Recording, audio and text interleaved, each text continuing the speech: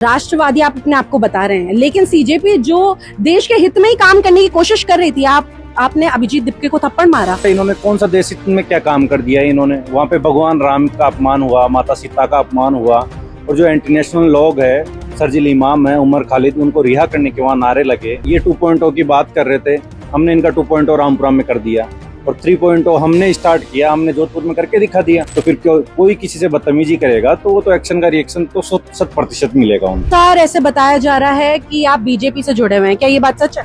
राजस्थान की सियासत में बयानबाजी से लेकर सड़क पर टकराव देखने को मिल रहा है। एक तरफ सीजेपी को लेकर लगातार सवाल उठ रहे हैं, तो दूसरी तरफ सोशल मीडिया पर राकेश गुज्जर, जो अभी हमारे साथ मौजूद हैं, वो सोशल मीडिया पर बयान दे रहे हैं सीजेपी और सीजेपी के नेताओं के खिलाफ। राकेश गुज्जर खुद को राष्ट्रवादी बताते हैं, लेकिन जब शहीद स्मारक, जयपुर के शहीद स्मारक पर थप्पड़ कांड हुआ था अभिजीत दिपके को, तो वो राकेश गुज्जर ने ही मारा था। तो आप खुद को राष्ट्रवादी बताते हैं, आप उस पर क्या कहना चाहेंगे? आपकी परिभाषा क्या है राष्ट्रवादी की? जो राष्ट्र के हित में खड़ा हो वो राष्ट्रवादी होता है। इसमें परिभाषित क्या करना है? ये इंटरनेशनल लोग है, इनके लिए हम परिभाषित या हम वो देने बैठेंगे क्या कि हम क्या है और क्या नहीं है? राष्ट्रवादी आप अपने आप को बता रहे हैं, लेकिन सीजेपी जो देश के हित में ही काम करने की कोशिश कर रही थी, आपने अभिजीत दिपके को थप्पड़ मारा। वो तो एक्शन का रिएक्शन था वहाँ पे। दूसरा, इन्होंने कौन सा देश हित में क्या काम कर दिया है? इन्होंने वहाँ पे भगवान राम का अपमान हुआ, माता सीता का अपमान हुआ, और जो इंटरनेशनल लोग है, शर्जील इमाम है, उमर खालिद, उनको रिहा करने के वहाँ नारे लगे। तो वो इंटरनेशनल लोग है, वो उस विषय के ऊपर माफी मांग लेते हैं। ये तो आगे से कहीं भी ऐसी कोई कार्रवाई नहीं होगी इनके खिलाफ। आप करना क्या चाहते हैं सोशल मीडिया पर, जो अभी आप लगातार वीडियोस पोस्ट कर रहे हैं? मैं करना यही चाहता हूँ कि इन्होंने जो भगवान राम का अपमान किया ना, उस विषय के ऊपर ये माफी मांग ले, और जब तक माफी नहीं मांगेंगे तो ये आगे भी जारी रहेगा ये सब कुछ।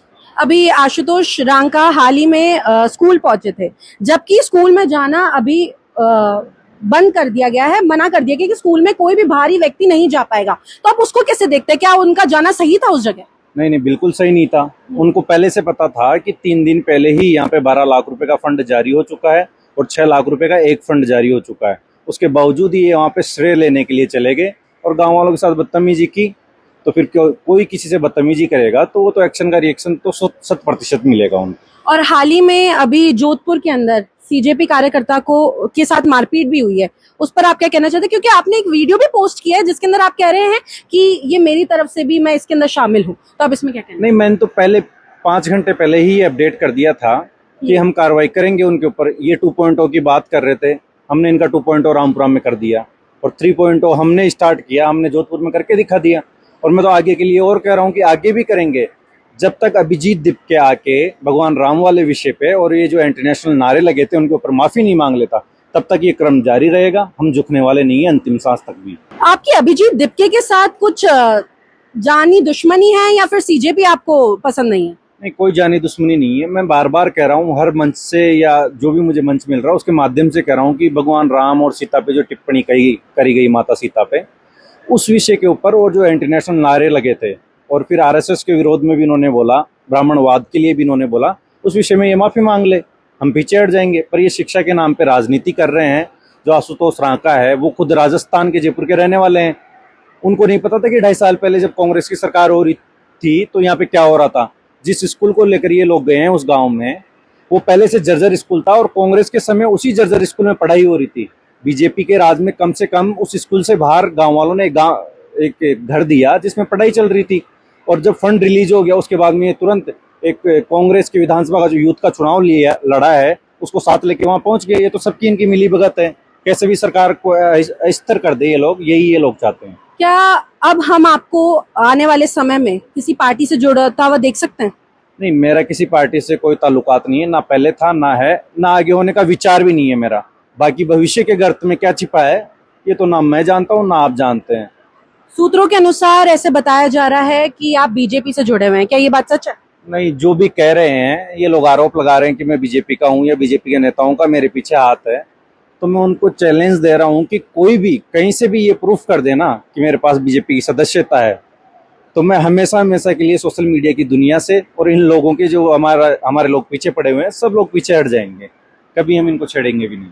आपको कोई रिग्रेट है कि आपने उसको थप्पड़ क्यों मारा, अभिजीत दिपके को? बिल्कुल रिग्रेट नहीं है, उल्टा गौरव की अनुभूति है। राजस्थान वीरों की भूमि है। यहाँ पे ऐसे इंटरनेशनल लोग आएंगे तो हम तो रगड़ते आए हैं, रगड़ेंगे और रगड़ते रहेंगे। क्या आगे भी हम देखेंगे ऐसे कांड? कांड नहीं कह सकते इनको। मैं बार बार मैं एक ही बात दोहरा रहा हूँ कि मेरे भगवान राम और माता सीता का अपमान हुआ है, उसके ऊपर ये माफी नहीं मांगेंगे तो हम तो इसी तरीके से जवाब देंगे, क्योंकि इनकी मानसिकता प्यार से मानने वाली नहीं है, इनकी मानसिकता जूते खा के ही ठीक होगी। अभी जोधपुर के अंदर आशुतोष जो रांग का है, उन्होंने जय श्री राम के नारे नहीं लगाए थे। क्या आपका उनके साथ जो आपसी विवाद है वो इसी वजह से है?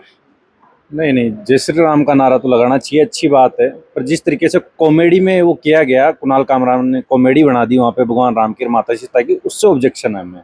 जय श्री राम के नारे सबको लगाने चाहिए, सबको अधिकार है, हमारा कोई पेटेंट थोड़ी है भगवान के ऊपर, भगवान सबके होते हैं।